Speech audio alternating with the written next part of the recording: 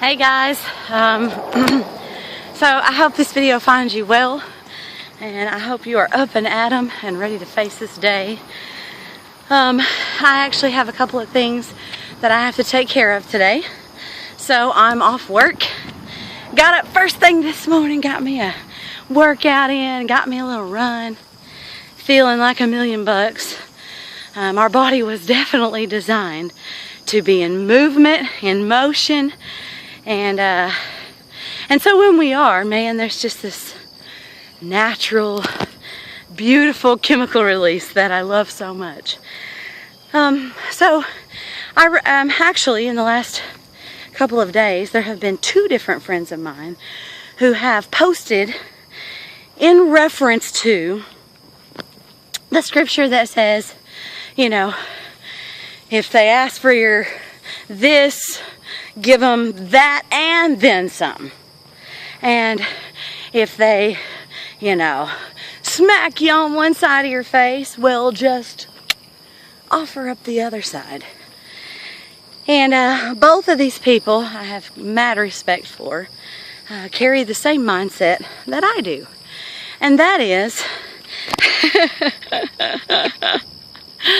that while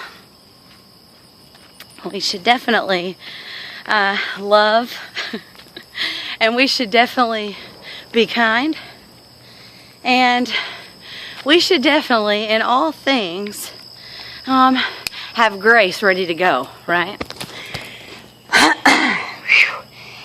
Goodness gracious. At the same time, this is where the bulk of my message is going to come from. By allowing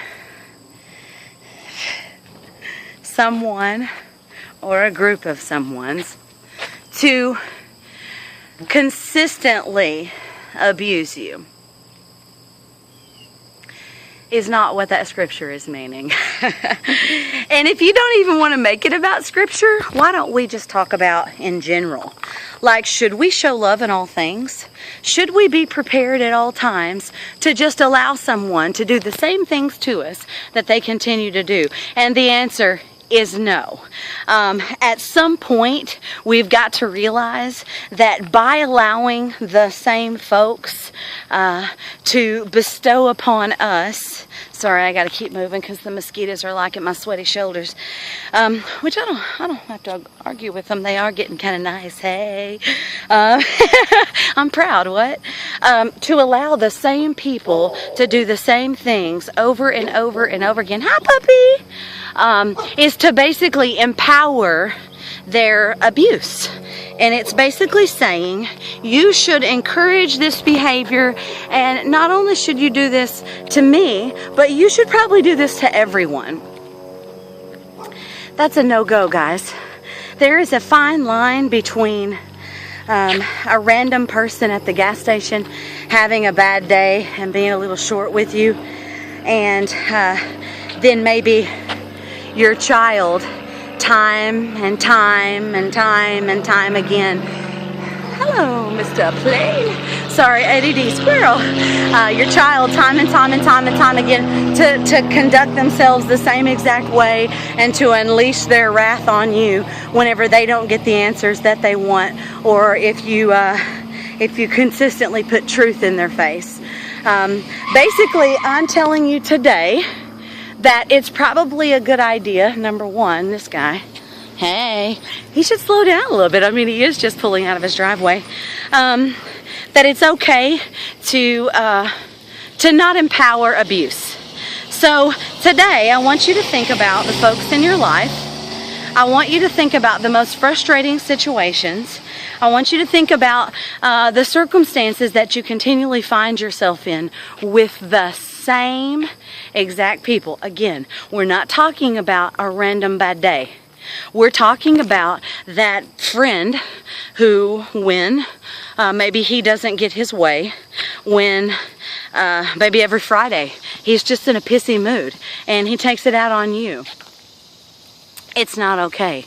You are valuable beyond measure, and so are they. And it's quite possible that maybe, just maybe, that your friendship with that person maybe doesn't need to be as close. And some people might say, you know, Jennifer, well, I just don't think that's very grace-like.